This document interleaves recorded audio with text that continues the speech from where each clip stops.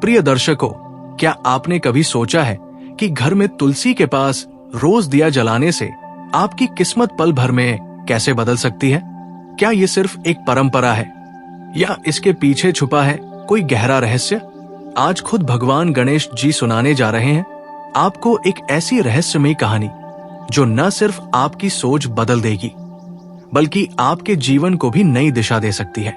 तो जुड़िए हमारे साथ और जानिए उस दिव्य रहस्य को जो सैकड़ों वर्षों से छुपा हुआ है। नमस्कार प्रिय दर्शकों, एक बार फिर आपका स्वागत है हमारे YouTube चैनल विद्या ज्ञान सागर में। प्रिय दर्शकों, आज हम एक नई कहानी, एक नया वीडियो लेकर आपके समक्ष उपस्थित हुए हैं। आज की जो कथा है वो अत्यंत ज्ञानवर्धक और प्रेरणादायक है। कथा आरंभ करने से पहले आपसे एक विनम्र निवेदन है। शास्त्रों में कहा गया है कि अधूरी छोड़ी गई कथा दुख और पाप का कारण बनती है, इसलिए इसे अंत तक अवश्य सुने। और अगर आप अपनी माँ से सच्चा प्रेम करते हैं तो इस वीडियो को लाइक करें, हमारे चैनल को सब्सक्राइब करें और कमेंट में माँ लिखकर अपना समर्थन दें। तो आइए बिना किसी विलंब के आरंभ करते हैं आज की प्रेरणादायक कथा। बहुत पुरानी बात है, स्वर्गलोक में देवताओं की सभा लगी थी। ब्रह्मा, विष्णु, महेश सभी देवगण उपस्थित थे। अचानक भगवान गणेश जी उठे और बोले, हे देवताओं, आज मैं तुम्हें एक ऐसी कहानी सुनाने जा रहा हूं जो ना केवल भाग्य को बदलने वाली है बल्कि वो रहस्य भी बताएगी जिसे जानकर मनुष्य अपने जीवन के सारे कष्टों से मुक्त हो सकता है। देवताओं की आंखों में जिज्ञासा चमक उठी। गणेश जी ने मुस्कुराते हुए कथा आरंभ की। एक समय की बात है, धरती पर एक गांव था, अमृतपुर। वहां एक बूढ़ी स्त्री रहती थी, नाम था गंगाबाई। उम्र 70 के पार, शरीर जर्जर, आंखें धुंधली, लेकिन मन बड़ा तेज और सच्चा था। उसका बेटा शहर चला गया था और बहू ने उसे वृद्धाश्रम भेजने की धमकी दी थी। मगर गंगाबाई ने सब छोड़ गांव के एक कोने में बनी छोटी सी झोपड़ी में शरण ले ली थी। झोपड़ी के आगे एक तुलसी का पौधा था, वो भी सूखने को था। गंगाबाई ने जब पहली बार उस तुलसी को देखा तो आंसू बह निकले। जिस घर में तुलसी सूख जाए वहां से लक्ष्मी रूठ जाती है, उसने बुदबुदाते हुए कहा। उस दिन से गंगाबाई ने रोज तुलसी के पास दिया जलाना शुरू किया। पास ही नदी से जल लाकर तुलसी को सींचती और हर शाम गाय के घी का दीपक जलाकर भगवान विष्णु का नाम लेती। गांव के लोग उसका मजाक उड़ाते, अम्मा, इस सूखी जिंदगी में दिया जलाने से क्या मिलेगा? गंगाबाई मुस्कुराकर कहती, जिस दिन तुलसी बोलेगी उस दिन भाग्य बदलेगा। और सच मानो, एक दिन तुलसी बोली। रात के तीसरे पहर जब आसमान में बादल घिराए थे और हवा अजीब सी सुगंध से भर गई थी, गंगाबाई की आंख खुली। तुलसी के पास कोई खड़ा था, एक दिव्य तेजस्वी बालक। उसके मस्तक पर चंद्रमा था और आंखों में सौंदर्य की गहराई।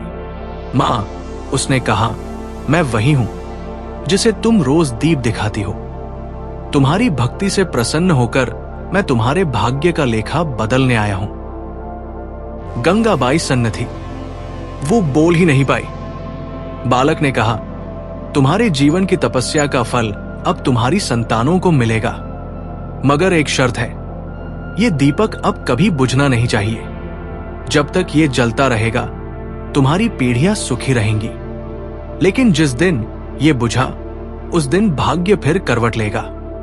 गंगाबाई ने हाथ जोड़ दिए, आंसुओं से भीगी आंखों से बोली, प्रभु, मेरा जीवन सफल हुआ, बस इतना आशीर्वाद देना कि दीपक कभी ना बुझे। बालक मुस्कुराया और उसी तुलसी के पत्तों में समा गया। और तब से गंगाबाई की झोपड़ी में चमत्कार होने लगे। सूखा पौधा हरा भरा हो गया, उसका बेटा वापस लौटा, बहू ने माफी मांगी और वही झोपड़ी महल बन गई। लोग दूर दूर से दर्शन करने आने लगे। गंगाबाई की झोपड़ी अब एक छोटी सी धाम बन चुकी थी। लोग दूर दूर से उस तुलसी की पूजा करने आते जिसे चमत्कारी कहा जाता था। वहां रोज सुबह तुलसी के पास दीप जलता था और शाम को आरती होती थी। गांव के लोग कहते, इस तुलसी के पास बैठने से ही मन शांत हो जाता है। गंगाबाई की बहू अब पूरी श्रद्धा से उसकी सेवा करती थी और पोता छोटा विष्णु हर सुबह तुलसी को जल चढ़ाता और दिया जलाता। उस दीपक में अब गंगाबाई की सांसें बसती थी। लेकिन जहां ज्योति है वहां अंधकार भी पीछा करता है। एक दिन अमृतपुर में एक साधु आया।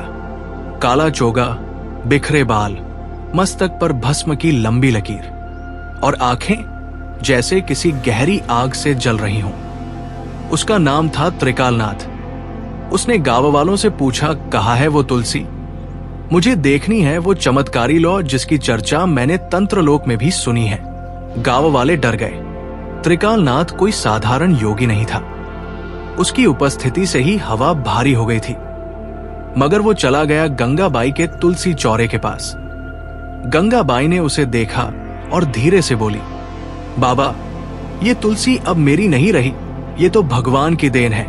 त्रिकालनाथ मुस्कुराया, भगवान की देन? उसने तुलसी को देखा, फिर दीपक को और फिर बोला, अगर ये दिया बुझा तो क्या होगा? गंगाबाई सिहर उठी। उसने कांपते स्वर में उत्तर दिया, मत पूछो बाबा, इसे बुझाना मत। ये दिया नहीं, हमारे भाग्य की डोरी है। साधु ने ठहाका लगाया और बोला, भाग्य तो मेरे हाथों की रेखाओं में लिखा है। अम्मा, देखो तो सही, अगर इस लौ को मैं मध्यम कर दूं, क्या होता है? गांव वालों ने चीख मार दी, नहीं बाबा, नहीं।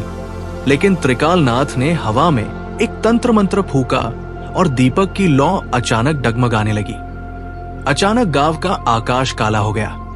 तुलसी का पौधा झूम गया। गंगाबाई कांपने लगी। बाबा मत कर, ये दिया बुझेगा तो कुछ ऐसा घटेगा जो संभाले नहीं संभलेगा। लेकिन त्रिकालनाथ रुक नहीं रहा था। तभी वहां छोटा विष्णु दौड़ता हुआ आया। उसकी आंखों में आंसू थे। वो तुलसी के पास बैठा और हाथ जोड़कर बोला, हे भगवान, मेरी दादी ने जो प्रेम, तपस्या और विश्वास दिया, उसकी रक्षा करो। ये दीप बुझे नहीं। और तभी जैसे आकाश से कोई प्रकाश पुंज नीचे उतरा हो। एक दिव्य तेज में सब डूब गया। त्रिकालनाथ कुछ क्षणों तक अंधा हो गया। उसके हाथ कांपने लगे। वो पीछे हट गया और बोला, ये कौन है? ये शक्ति, ये तो किसी तप से उपजी हुई लौ है। मैं इसे नहीं बुझा सकता। वो भाग गया चीखता हुआ। ये कोई साधारण दिया नहीं है, ये ब्रह्मदीप है। इसके पीछे कोई गहरा रहस्य है, कोई ऐसा जो समय के पार है। गंगाबाई के आंसू थम चुके थे। उसने देखा दिया जल रहा था, लेकिन अब उस लौ में एक और प्रतिबिंब था, एक तेजस्वी बालक का चेहरा। वही चेहरा जो 5 साल पहले तुलसी के पत्तों से प्रकट हुआ था। वो फिर बोला, मां, ये कहानी अभी पूरी नहीं हुई।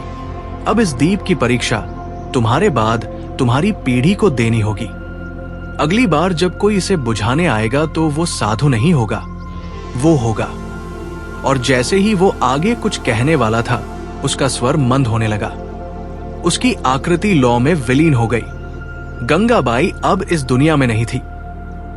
उनके जाने के बाद गांव में एक अद्भुत परिवर्तन हुआ था। उनकी झोपड़ी अब तुलसी माताजी की तपोभूमि के नाम से जानी जाती थी। वहां हर रोज सैकड़ों लोग दर्शन के लिए आते और तुलसी के आगे दिया जलाते। गंगाबाई का पोता विष्णु अब युवा हो चुका था, सौम्य, शांत और दिव्य गुणों से युक्त।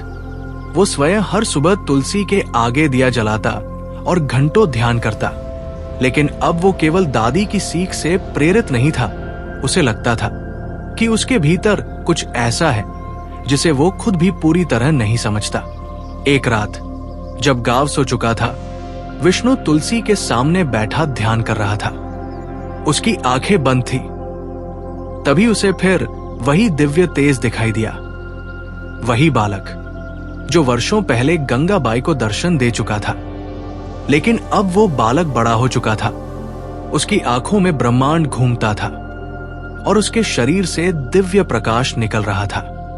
उसने कहा, विष्णु, तुम्हारी दादी ने दीप को जलाया, तुमने उसे संभाला है, लेकिन अब समय आ गया है परीक्षा का। ये दिया अब किसी साधारण अग्नि से नहीं जलता, इसमें अब तुम्हारे कर्मों की आहुति है। तुम ही इसे जीवित रख सकते हो और तुम ही इसे बुझा भी सकते हो। विष्णु डर गया। प्रभु, कौन हो आप और कैसी परीक्षा? वो दिव्य पुरुष बोला, मैं वो शक्ति हूं जिसे तुम दीप में देखते हो और जिसे तुम्हारी दादी ने प्रेम दिया था। मैं कोई देवता नहीं, मैं वह चेतना हूं जो तुलसी के पास दिए गए प्रेम और श्रद्धा से जन्मी है। मैं अब तुम्हारे भीतर हूं, तुम्हारे हर निर्णय में।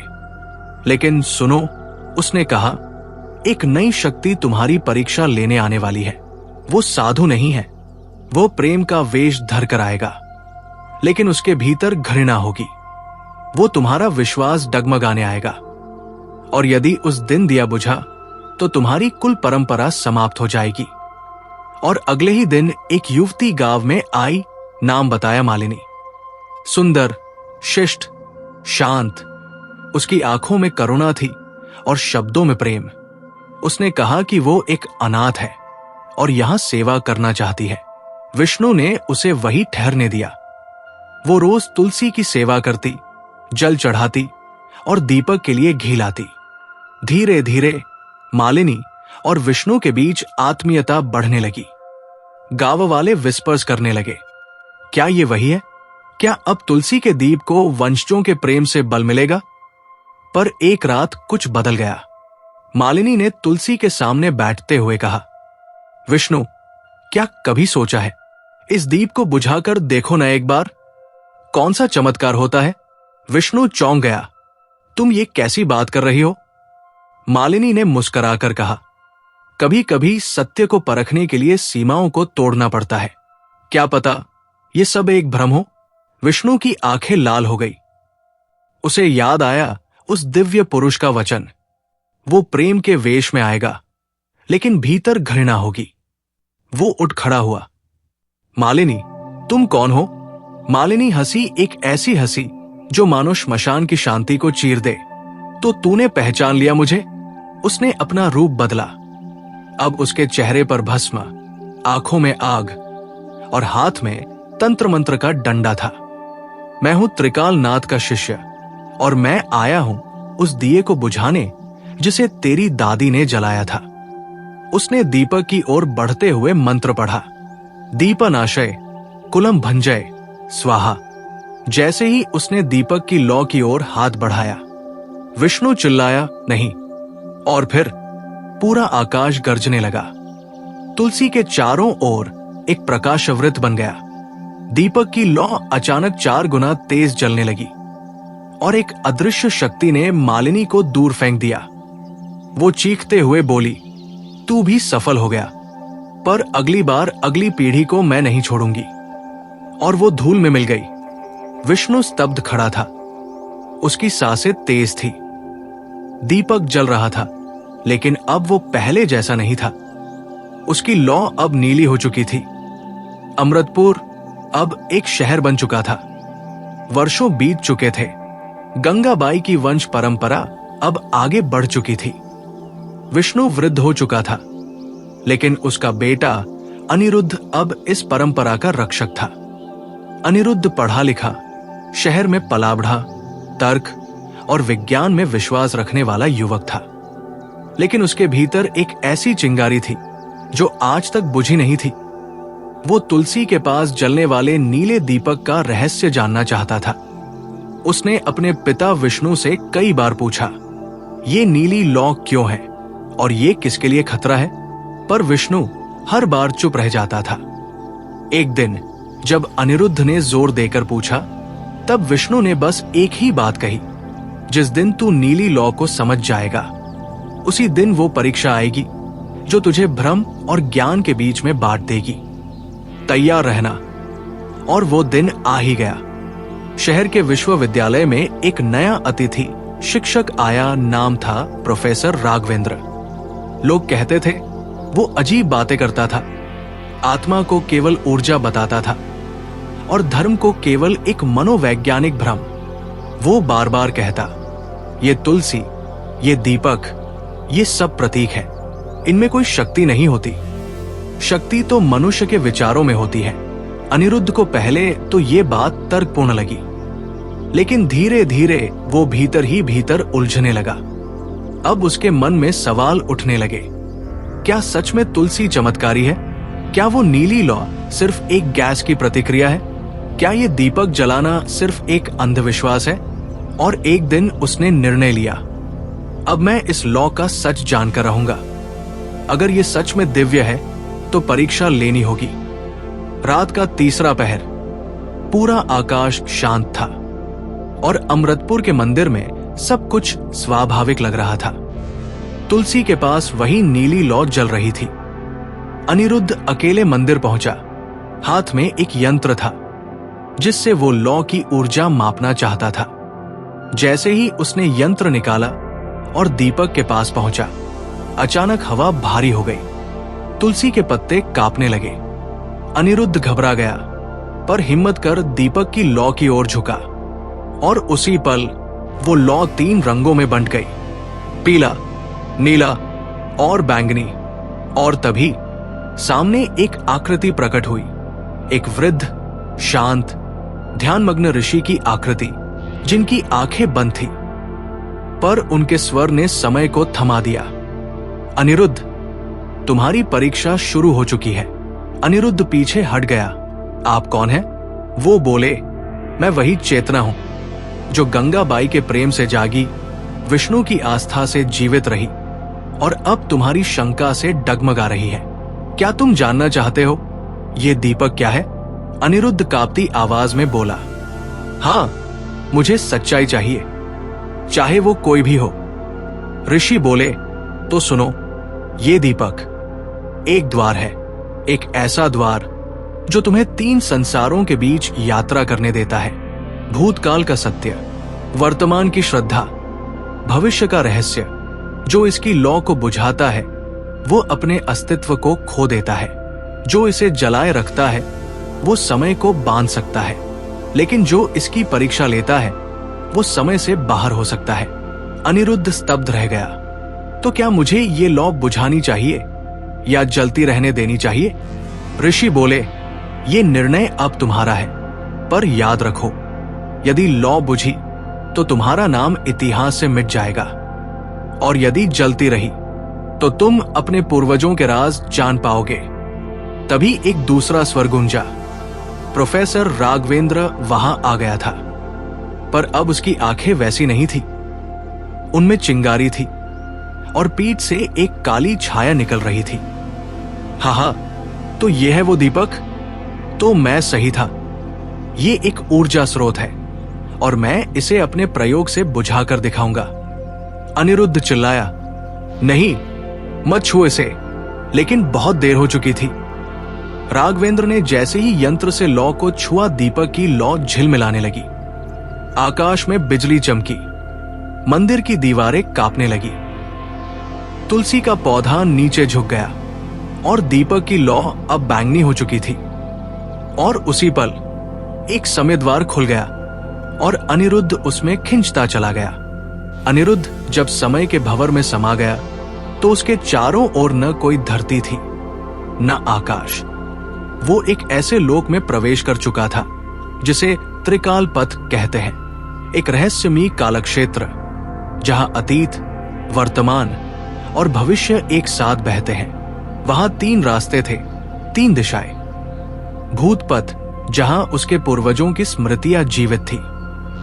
वर्तमान पथ, जहां उसका अपना मन, विश्वास और संशय सामने खड़ा था। भविष्य पथ, जहां संभावनाएं थी और संकट भी। अनिरुद्ध के सामने एक ऋषि प्रकट हुए, लंबी जटाएं, भस्म से सना शरीर और नेत्र जो जलते नहीं, जलाते थे। अनिरुद्ध, उन्होंने गंभीर स्वर में कहा, अब तू समय के बाहर है। यहां से लौटना तभी संभव है जब तू तीनों पथों की यात्रा पूरी कर ले। अनिरुद्ध पहले पथ पर बढ़ा। अचानक उसके चारों ओर छायाएं उभरने लगी। वो अपनी दादी गंगाबाई को झोपड़ी में तुलसी को पानी देते हुए देख रहा था। पर यह केवल स्मृति नहीं थी, ये जीवंत दृश्य था। गंगाबाई किसी से बात कर रही थी, उसी दिव्य बालक से जो लौ में प्रकट होता था। मेरी संतानें भूल सकती हैं, गंगाबाई कह रही थी, पर मेरी आत्मा दीपक में बंद रहेगी जब तक दीप जलेगा। मैं उनके पास रहूंगी। अनिरुद्ध की आंखें भर आई। तभी बालक ने कहा, लेकिन यदि कोई वंशज स्वयं दीपक को प्रश्न चिन्ह बना दे तब? गंगाबाई चुप हो गई और फिर उन्होंने उत्तर दिया, यदि कोई वंशज दीप बुझाना चाहे तो मुझे अपने ही वंश से युद्ध करना होगा, और वो दीपक तब तक नहीं बुझेगा जब तक मेरा नाम जीवित है। अचानक गंगाबाई ने सीधे अनिरुद्ध की ओर देखा, जैसे वो उसे देख सकती हो।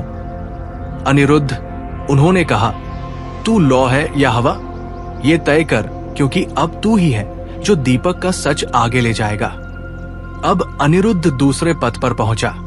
वहां उसका अपना प्रतिबिंब खड़ा था, एक वैज्ञानिक अनिरुद्ध, जिसके हाथ में तर्क था, लॉजिक था, यंत्र थे। क्यों मानते हो इस दीपक को दिव्य? वो प्रतिबिंब बोला। क्यों न इसे विज्ञान से परखा जाए?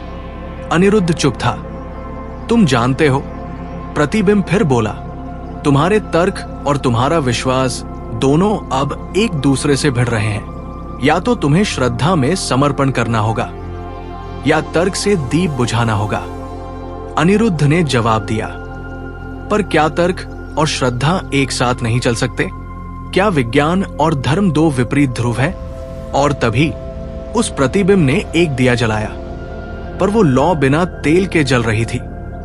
यह तर्क की लौ, बिना भावना, बिना प्रेम। अब तू तय कर किस लौ को बचाना है। अनिरुद्ध ने दोनों हाथ बढ़ाए और तुलसी की लौ की ओर झुक गया। वो लौ अब हल्की सुनहरी हो गई थी। अब अनिरुद्ध आखिरी पथ पर पहुंचा। यहां सब कुछ धुंधला था, कोई समय नहीं, कोई दिशा नहीं। एक विशाल दर्पण था वहां, जिसमें उसका वंश दिखाई दे रहा था। गंगाबाई, विष्णु, उसकी मां, यहां तक कि उसकी अभी तक अजन्मी बेटी भी। लेकिन अचानक दर्पण दरकने लगा और एक अंधकारमय आकृति निकली, वही त्रिकालनाथ, जो अब और भी शक्तिशाली लग रहा था। तू लौटना चाहता है? वो बोला। तू दीपक को फिर से जलता देखना चाहता है? अनिरुद्ध बोला। हां, तो एक शर्त है, त्रिकालनाथ बोला। या तो तू लौट और दीप बुझा, या यही रह और दीपक को जला रहने दे, लेकिन फिर तुझे लौटने का कोई अधिकार नहीं होगा। अनिरुद्ध स्तब्ध रह गया। तो क्या मुझे अपने अस्तित्व की बलि देनी होगी? त्रिकालनाथ हंस पड़ा। दीपक वही जलाता है जो अपने स्व को मिटा दे। और तब अनिरुद्ध ने निर्णय लिया। उसने आंखें बंद की और पूरी श्रद्धा से अपने हृदय में दीपक की लौ की कल्पना की। हे तुलसी माता, है दादी, है आस्था, अगर मेरा प्रेम सच्चा है तो लौ जलती रहे, चाहे मैं लौटूं या नहीं। अचानक समय थम गया। त्रिकालनाथ की आकृति फटी और एक प्रकाशपुंज सब कुछ ढक गया। और फिर अमृतपुर के मंदिर में वर्षों बाद लोगों ने देखा दीपक की लौ फिर से पीली हो गई थी। लेकिन अनिरुद्ध कहीं नहीं था। सिर्फ तुलसी के पास एक नई पत्तियां उगाई थी और दीपक के पास एक नई आकृति, एक नन्ही सी बच्ची बैठी थी। उसकी आंखें गंगाबाई जैसी थी, उसकी मुस्कान विष्णु जैसी और उसकी उपस्थिति अनिरुद्ध जैसी। समय बीत चुका था। अनिरुद्ध का कोई नाम निशान नहीं था, लेकिन उसके मंदिर में वह दीपक अब भी जल रहा था। हर दिन तुलसी के पास, बिना किसी तेल, बाती या हवा की जरूरत के, वो लौ अब दिव्य बन चुकी थी। और उसी लौ के पास एक छोटी सी बच्ची, वाणी, बड़ी हो चुकी थी। उसका लालन पालन मंदिर के महंत ने किया था, पर किसी को नहीं पता था कि वो कौन है, कहां से आई है। पर हर कोई जानता था, जिस दिन वो तुलसी के पास बैठकर भजन गाती, दीपक की लौ और तेज हो जाती थी। वाणी को अक्सर सपने आते। एक वृद्ध स्त्री तुलसी के पास बैठी कुछ बोलती। एक दिव्य पुरुष समय के झरोखे से उसे देखता और एक साया उसे पुकारती, वाणी, तू लौ है, तू दीपधारिणी है। एक दिन शहर में फिर से हलचल मची। विज्ञान की एक नई पीढ़ी जो सब कुछ प्रमाण और प्रयोग पर आधारित थी। उसने घोषणा की, इस मंदिर की लौ को कृत्रिम रूप से पैदा किया गया है। हम इसे बुझाकर दिखाएंगे और सबको सच्चाई बताएंगे। उनमें से एक नाम था आदित्य राघव। हाँ, वही राघवेंद्र का पोता जिसने पहले दीपक बुझाने की कोशिश की थी। आदित्य ने घोषणा की, कल सूर्योदय के समय हम तुलसी के दीपक को एक मशीन द्वारा बुझाकर इस अंधविश्वास का अंत करेंगे। मंदिर में सनसनी फैल गई। लोगों ने वाणी से पूछा, क्या तुम दीपक की रक्षा नहीं करोगी? वाणी चुप रही। उस रात तुलसी के पास बैठकर उसने आंखें बंद की और प्रार्थना की, हे दीपक, हे दादी, हे पिताश्री, अगर मेरा जन्म सिर्फ रक्षा के लिए हुआ है तो मुझे वो शक्ति दो जो मेरे भीतर छिपी है। सूर्योदय के समय आदित्य अपनी मशीन लेकर आया। लोग जमा हुए, कैमरे ऑन थे। वाणी चुपचाप तुलसी के पास बैठी थी। आदित्य ने मशीन चालू की। वो गड़गड़ाई। उसमें से एक कृत्रिम ऊर्जा निकली जो दीपक की लौ को निगलने लगी। लौ कांपने लगी, नीली हो गई, फिर बैंगनी। पर ठीक उसी समय वाणी खड़ी हो गई। उसने दोनों हाथ जोड़ लिए और आंखें बंद करके कुछ बोली नहीं, बल्कि बस सोचने लगी। उसकी आंखों से आंसू बहे और वे आंसू सीधा तुलसी पर गिरे। और फिर चमत्कार हुआ। दीपक की लौ लाल रंग में बदल गई, वो रंग जो केवल परब्रह्म की शक्ति में होता है। मशीन जल गई। आदित्य पीछे गिर पड़ा और तभी आकाश से एक स्वर गूंजा, वाणी, अब तू केवल बालिका नहीं, तू त्रिकाल दीपधारिणी है। लोग वाणी की ओर देख ही रहे थे कि मंदिर के द्वार पर एक वृद्ध पुरुष प्रकट हुआ। उसकी आंखें गहरी थी, बाल सफेद, पर चेहरा शांति से भरा। वाणी ने जैसे ही उसकी ओर देखा, दौड़ती हुई उसके पास पहुंची। पिताश्री, हाँ, वो अनिरुद्ध ही था जो समय के बाहर जाकर लौ को बचाने के लिए विलीन हो गया था। वो अब लौ की रक्षा पूर्ण होने पर वापस लौट आया था। लोगों की आंखों में आंसू थे। अनिरुद्ध ने दीपक की ओर देखा और कहा, अब ये दीपक मुझे नहीं चाहिए, ये अब वाणी का है, और वाणी का नहीं, इस पूरी धरती का है। भगवान गणेश जी ने कहा। और तभी वो लौ आकाश में उठ गई और पूरे संसार में एक ही समय में हजारों तुलसी दीप जल उठे, बिना किसी बाती, बिना किसी तेल। लोगों के घरों में, मंदिरों में, हृदयों में केवल एक ही भाव था, श्रद्धा। वाणी अब साध्वी वाणी बन चुकी थी। उसने कहीं जाकर आश्रम नहीं बनाया, बल्कि हर गांव में एक तुलसी रोपी, हर घर में एक दीपक बांटा और हर मन में विश्वास का बीज बो दिया। और तभी स्वर्ग के देवताओं ने कहा, अब सत्य और श्रद्धा का संगम हो चुका है। दीप बुझा नहीं, अब हर आत्मा में जलने लगा है। जब आप रोज तुलसी के पास दिया जलाते हैं तो आप केवल एक लौ नहीं जलाते, आप गंगाबाई की तपस्या, विष्णु की श्रद्धा, अनिरुद्ध का बलिदान और वाणी की चेतना को जगा देते हैं। और तब आपकी किस्मत नहीं, आपका जीवन और साथ में युग बदलने लगता है। अगली बार जब तुलसी के पास दिया जलाए तो एक क्षण ठहरकर मुस्कुराइए, क्योंकि आप उस दिव्य परंपरा के वाहक हैं जो समय से भी ऊपर है। श्री गणेशाय नमः। तुलसी माता की जय। दीपधारिणी वाणी को प्रणाम। प्रिय दर्शकों, इस प्रेरणादायक कथा के बारे में अपने विचार हमें कमेंट्स के माध्यम से जरूर बताएं। अगर यह आपको अच्छी लगी हो तो कृपया इसे लाइक करें और इसे अधिक से अधिक लोगों तक पहुंचाएं। साथ ही कमेंट बॉक्स में जय श्री कृष्णा लिखकर अपने श्रद्धा भाव प्रकट करें। इस वीडियो को पूरा देखने के लिए धन्यवाद। जय श्री राम।